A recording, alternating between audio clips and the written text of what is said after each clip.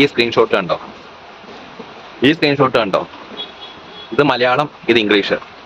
അപ്പോൾ കേരളത്തിൽ നടന്ന ഈ ഒരു റാഗിങ്, നേഴ്സിംഗ് മേഖലയിൽ നടന്ന റാഗിങ് എല്ലാവരും അറിഞ്ഞിട്ടുണ്ട്. അതിനുള്ള അപമാനം നമ്മൾ സഹിച്ചേ പറ്റൂ.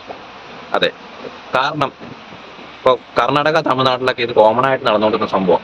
ഇത്രയും കഠിനമായ റാഗിങ് ഒന്നുമല്ല, എന്നാലും റാഗിങ് എന്നുള്ള പേര് അവിടെ ഉണ്ട്. ഇത് കേരളത്തിലും ഉണ്ട്, പക്ഷെ ഇതിനു മുമ്പ് സംഭവിച്ചിട്ടുണ്ട്. പക്ഷെ ഇത്രയും ക്രൂരമായ ഒരു റാഗിങ് നമ്മുടെ കേരളത്തിൽ നടന്നത്, അതും നേഴ്സിംഗ് മേഖലയിൽ നടന്നത്, ഏറ്റവും വിഷമകരമായ ഒരു കാര്യമാണ്. ഇതിനെപ്പറ്റി കുറച്ച് ഡീറ്റെയിൽ ആയിട്ടുള്ള കാര്യങ്ങൾ, എങ്ങനെ പ്രതിരോധിക്കാം, എന്തൊക്കെ ചെയ്യാം നിങ്ങൾക്ക് ഉള്ള കാര്യങ്ങൾ ഈ വീഡിയോയിലൂടെ ഞാൻ പറയാണ്. അപ്പോൾ ചാനൽ സബ്സ്ക്രൈബ് ചെയ്യുക, മാക്സിമം ഷെയർ ചെയ്യുക, നമ്മുടെ വാട്സ്ആപ്പ് ചാനൽ ജോയിൻ ചെയ്യുക. നേഴ്സിംഗ് റിലേറ്റഡ് ആയിട്ടുള്ള എന്ത് വീഡിയോസ് ആണെങ്കിലും നമ്മുടെ ചാനൽ ചെക്ക് ചെയ്യുക. അവിടെ ഇഷ്ടംപോലെ കാര്യങ്ങൾ നമ്മൾ INC ഗെയിംസിലെ കാര്യങ്ങളൊക്കെ കൊടുത്തിട്ടുണ്ട്. നമ്മൾ കേരളം വിട്ട് പുറത്ത് പോയിക്കൊണ്ട് പഠിക്കാൻ വേണ്ടി പോയിക്കൊണ്ടിരുന്ന ഒരുപാട് സ്റ്റുഡൻസ്, നേഴ്സിംഗ് അതുപോലെ MBA BBA പഠിക്കാൻ പോകുന്ന ഒരുപാട് സ്റ്റുഡൻസിന് റാഗിങ് നല്ല എക്സ്പീരിയൻസ് ചെയ്തിട്ടുണ്ടാവും അല്ലേ? പക്ഷെ കേരളത്തിൽ വളരെ റെയർ ആയിട്ടാണ് ഇത് കാണുന്നത്, വളരെ റെയറായിട്ട്. അപ്പൊ എല്ലാവരും അറിഞ്ഞാണ് കോട്ടയം നഴ്സിംഗ് കോളേജിൽ റാഗിങ്, അതിക്രൂരമായ റാഗിങ് ചെയ്ത് എല്ലാവരും ഉണ്ട്. റാഗിങ് പലതരമുണ്ട്, പല രീതിയിലും പല തരത്തിലുണ്ട്. അപ്പോൾ ഓൾമോസ്റ്റ് ചില പിരിവിട്ടിരിക്കുന്ന ആൾക്കാർ, അതായത് ഞാൻ വലിയ ആളാണ്, ഞാൻ മറ്റതാണ് മറിച്ചാണെന്ന് പറഞ്ഞ വലിയ ഏരിയകളിൽ നിന്നൊക്കെ വന്ന ആൾക്കാർ, അവന്മാരാണ് ഈ കൂടുതൽ റാഗിങ് ചെയ്യുന്നത്. നമുക്ക് ഇന്നത്തെ ന്യൂസിൽ തന്നെ നമുക്ക് ഒരുപാട് വിഷമമായ കാര്യമാണ്. ചില കോളേജിൽ പോകുന്ന സമയത്ത് അവിടെ സീനിയേഴ്സ് ആ പിള്ളേരെ ഒന്ന് ടെസ്റ്റ് ചെയ്യാൻ വേണ്ടിയിട്ട് ജസ്റ്റ് ഒന്ന് ചൊടിപ്പിച്ചൊക്കെ വിടും, അതായത് മുടയാണോ എന്നുള്ള രീതിയിൽ. അതും നമുക്ക് സപ്പോർട്ട് ചെയ്ത് കൊടുക്കേണ്ട കാര്യമല്ല. എന്നാലും കുറച്ച് കാര്യങ്ങളൊക്കെ നമ്മൾ സീരിയസ് ആയിട്ട് എടുക്കാണ്ട് കുറച്ച് കോമഡി ആയിട്ട് എടുക്കും. അവർ പിന്നീട് നമ്മളോട് ഒന്ന് കമ്പനി ആവും. പക്ഷെ ഇത് അതിക്രൂരമായ ഒരു റാഗിങ് കേരളത്തിൽ, അതും നമ്മൾ ആ ന്യൂസ് ഹെഡ്ലൈൻസ് വായിച്ചാൽ നമുക്ക് മനസ്സിലാവും എന്താണ് അവർ ചെയ്തതെന്ന്. ഇതുപോലുള്ള റാഗിങ്ങും കാര്യങ്ങളൊക്കെ ഒരുപാട് കോളേജസിലും ഇപ്പോഴും ടേക്ക് പ്ലേസ് ചെയ്തുകൊണ്ടിരിക്കുന്ന കാര്യമാണ്. അത് പല സ്ഥലത്തും പുറത്തറിയാണ്ട് നിന്നിട്ടുണ്ട്. ഈ പുറത്തറിയാണ്ട് നിൽക്കാനുള്ള കാരണം ഇവരുടെ ഭീഷണിയാണ്. ഭീഷണിപ്പെടുത്ത് പുറത്തറിഞ്ഞു കഴിഞ്ഞാൽ നിന്നെ ഞാൻ വിട്ടു, പുറത്തിറങ്ങി കഴിഞ്ഞാൽ നിന്നെ ശരിയാക്കും, നിന്നെ ഇല്ലാണ്ടാക്കും, അങ്ങനെയുള്ള ഓരോ ഭീഷണികളാണ് ഇതിനുള്ള കാരണം. അപ്പൊ നമ്മൾ മനസ്സിലാക്കേണ്ട കാര്യം, റാഗിങ് ആണ് എന്താണെങ്കിലും നമ്മൾ എവിടെ പഠിക്കാൻ പോകുമ്പോൾ നമ്മുടെ ഭാവി നമ്മൾ നോക്കുക. അതായത് റാഗിങ് ആണെങ്കിൽ നമ്മൾ തിരിച്ചൊന്നും പറയാണ്ട് ഇവരെന്നാ ചെയ്യണേ എന്നുള്ള രീതിയിൽ തിരിച്ചൊന്നും പറയാണ്ട് നിൽക്കുക. ഫിസിക്കലായിട്ട് നമ്മളെ ആക്കിയാൽ നിന്ന് കഴിഞ്ഞാൽ നമ്മൾ അതിന് വേണ്ടിയിട്ട് നമ്മൾ തിരിച്ച് നല്ല പ്രയോഗം പ്രയോഗിക്കുക. അല്ലെങ്കിൽ മാനേജ്മെന്റ് ഇടപെടാൻ നോക്കുക, കോളേജിന്റെ മാനേജ്മെന്റ്. പക്ഷെ അത് നടന്നില്ലെങ്കിൽ നമ്മൾ നമ്മുടെ വഴി. ചുരുക്കി പറഞ്ഞു കഴിഞ്ഞാൽ, ഞാൻ ആരെയും മോട്ടിവേറ്റ് ചെയ്യല്ല, ചുരുക്കി പറഞ്ഞു കഴിഞ്ഞാൽ ഭിത്തിക്ക് ചേർത്ത് പിടിക്കുക, മെറ്റൽ കുറഞ്ഞ വട്ടിയിൽ അത് വെച്ച് മോന്തക്കുറ്റം പൊട്ടിക്കുക. പക്ഷെ ഇത് നമ്മൾ അങ്ങനെ പ്രചോദിപ്പിച്ച് വിടരുതിരിക്കും. അങ്ങനെ ചെയ്യാൻ വേണ്ടി നമ്മൾ ആരോടും ഞാൻ ഫോഴ്സ് ചെയ്യല്ല. ഒരു നിവൃത്തിയില്ലാന്നുണ്ടെങ്കിൽ നമ്മൾ നമ്മുടെ ലൈഫ് അടി കിട്ടി, നമ്മുടെ ഇപ്പൊ ഇടിയും കിട്ടി, നമ്മുടെ അവയവോ അല്ലെങ്കിൽ നമ്മുടെ തല എന്തെങ്കിലും അടിച്ചു പോയി കഴിഞ്ഞാൽ നമ്മുടെ ഭാവിയിൽ നമുക്ക് അങ്ങനത്തെ പ്രശ്നങ്ങൾ ഉണ്ടാവും. അപ്പൊ അതുകൊണ്ട് അതിനുള്ള മെത്തേഡ്, നിങ്ങളുടെ സേഫ്റ്റി മെത്തേഡ് നിങ്ങൾ എൻഷുർ ചെയ്യണം. പല കോളേജസിലും റാഗിങ് മാത്രമല്ല, ക്ലാസ്സുകൾ പിള്ളേർ തമ്മിൽ തല്ലുണ്ടാക്കുന്നുണ്ട്. വൈരാഗ്യം മനസ്സിൽ വെച്ച ഒരുപാട് പേര് അടി ഉണ്ടാക്കുന്നുണ്ട്. എൻ്റെ ലൈഫ് സംഭവിച്ചിട്ടുണ്ട് കേട്ടോ. വൈരാഗ്യം മനസ്സിൽ വെച്ച ഒരുപാട് പേര് വന്ന് ആക്രമിക്കുക. ഇത് മറ്റൊരു തരത്തിലുള്ള റാഗിങ്. സീനിയേഴ്സ് ജൂനിയേഴ്സ് റാഗിങ് വേറെ, അല്ലാത്ത തരത്തിൽ ഒരുപാട് പേര് അത് അനുഭവിക്കുന്നുണ്ട്. പക്ഷെ നമ്മൾ ആരും തിരിച്ചൊന്നും പറയാത്ത ഇത് സഹിച്ചു പിടിച്ച് നിൽക്കാൻ കാരണം നമ്മുടെ ഭാവിയാണ്. ഭാവി ഓർത്തിട്ടാണ് നമ്മൾ സഹിച്ചു പിടിക്കുക. കാരണം ഏതൊരു മനുഷ്യനും സ്വന്തമായിട്ട് ഒരുത്തിനെ പിടിച്ച് പൊട്ടിക്കണം, നമ്മൾ ആക്രമിക്കണതിനെ പിടിച്ച് മോന്തക്കെ അടിച്ച് പൊട്ടിക്കണം, എല്ലാവർക്കും കൊണ്ട് പറ്റുന്ന കാര്യമാണ്. അപ്പം നമുക്കൊരു ഭാവി, ഇനി എന്ത് സംഭവിക്കും? ഈ ഭാവിയെപ്പറ്റി ചിന്തയില്ലാത്ത കുറെ അലവലാതി ടീംസ്, അവരും പേരൻസിന്റെ കാര്യം ഓർക്കുന്നില്ല, ഒന്നും ഒറ്റ ബുദ്ധി എന്ന് പറയാം, ഒന്നും ഓർക്കുന്നില്ല, ഭാവിയെപ്പറ്റി ഓർക്കുന്നില്ല. ഞാൻ ഹീറോ ആവണം എന്ന രീതിയിൽ ആക്രമിക്കണം, വലിയ ക്രെഡിറ്റ് ആയിട്ട് എടുക്കും.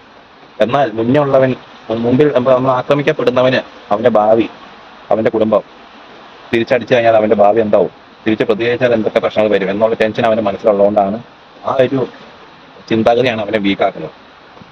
ഇങ്ങനെ ചിന്താഗതിയുള്ള ആൾക്കാർ സമൂഹത്തിന് അവിടെ വളരെ ഡേഞ്ചറാണ്. നാളെ ഇവൻ വേറെ ആൾക്കാരെ ആക്രമിക്കും അല്ലേ?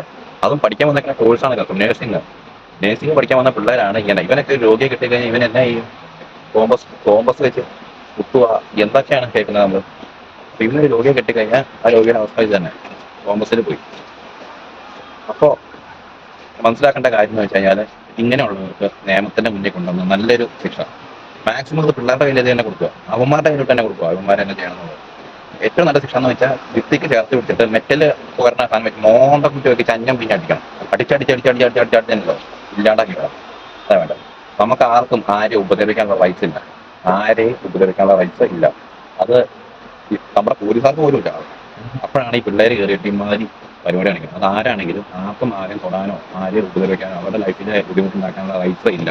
ഈ മാതിരി കാട്ടായങ്ങൾ സമൂഹത്തിൽ പോയി കാണിക്കുന്ന കുട്ടികളാണെങ്കിലും വലിയവരാണെങ്കിലും കൂട്ടുകാരന്മാരെ പിടിച്ച് ഇടിക്കുന്ന കുറെ കേസ് കാര്യങ്ങൾ നമുക്കറിയാം. അതായത് വിഷ് ചെയ്തില്ല, കടം കൊടുത്തിട്ട് തിരിച്ചു മേടിച്ചിട്ട് ഇടിച്ചു കൊന്നു, തല്ലിക്കൊന്നു, ഇങ്ങനെയുള്ളവന്മാരെയൊക്കെ വളർത്തു ദോഷം, സമൂഹത്തിന് വളരെ ദോഷമുള്ള കാര്യമാണ്. സമൂഹത്തിന് വളരെ ദോഷമുള്ള കാര്യമാണ് ഇങ്ങനെയുള്ളവന്മാർ. ഇങ്ങനെയുള്ളവന്മാർക്ക് വേണ്ടിയിട്ട് ഒരു ഒരു ശിക്ഷ നിയമം കൊണ്ടുവരണം. റാഗിങ് പണ്ട് തൊട്ടേ നമ്മളുള്ളത് റാഗിങ് ഫ്രീ ക്യാമ്പസ്.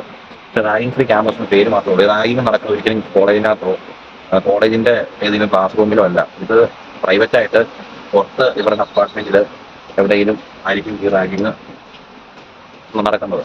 പിള്ളേരെ ഒരിക്കലും കോളേജിലേക്ക് വിളിച്ചിട്ട് റാഗ് ചെയ്തില്ല. അതുകൊണ്ട് കോളേജ് മാനേജ്മെന്റിനോട് കംപ്ലൈന്റ് ചെയ്താൽ അതിനുള്ള പ്രൂഫ് കോളേജ് ചോദിക്കും. പ്രൂഫ് ഉണ്ടോ നിങ്ങൾ റാഗിങ് ചെയ്തെന്നുള്ള പ്രൂഫ്? ആ പ്രൂഫ് കാണിക്കാൻ എന്തായില്ല. ഒരു അടി കിട്ടിയിട്ടുണ്ടെങ്കിൽ ആ പാട് കാണിച്ചു കൊടുക്കാം. അത് കണ്ടാൽ പോലും വിശ്വസിക്കില്ല. അങ്ങനെയുള്ള കോളേജുകളുണ്ട്.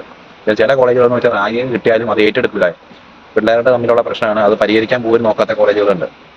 എങ്കിലും എല്ലാ സ്റ്റുഡൻസും, പുറത്തുപോയി പഠിക്കാൻ പോകുന്ന സ്റ്റുഡൻസ് ചിന്തിക്കേണ്ട കാര്യം, നിങ്ങളെ അവർ കളിയാക്കുവോ ദേഹത്ത് തൊട്ട് വേദനിപ്പിക്കാതെ എന്ത് പറഞ്ഞാലും നിങ്ങൾ കേൾക്കുക നൈസായിട്ട്. കാരണം അങ്ങനെയുള്ള ഒരു വലിയ പ്രശ്നക്കാരല്ല. കേട്ട് അവർ ഫിസിക്കലായിട്ട് നിങ്ങളെ ചൂഷണം ചെയ്യുക, നിങ്ങൾ തല്ലുവോ അടിക്കാൻ ശ്രമിക്കുക, എന്ത് ചെയ്തു കഴിഞ്ഞാൽ നിങ്ങൾ അതിന് പ്രതികരിക്കാന്ന് വെച്ചാൽ അവിടുന്ന് ഇറങ്ങി ഓടി പോയി വേറെ പ്രിൻസിപ്പാളിനോടോ അല്ലെങ്കിൽ നിങ്ങൾക്ക് വേണ്ടപ്പെട്ട നിങ്ങൾ സേഫ് ആണെന്ന് തോന്നുന്ന ആൾക്കാരുടെ അടുത്ത് പോയി പറയാം.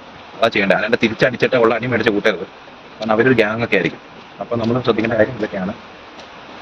അപ്പോൾ എല്ലാ സ്റ്റുഡൻസും, പഠിക്കാൻ പോകുന്ന പിള്ളേരും എല്ലാവരും നമ്മുടെ ഭാവി സേഫ് ആക്കാൻ നോക്കുക.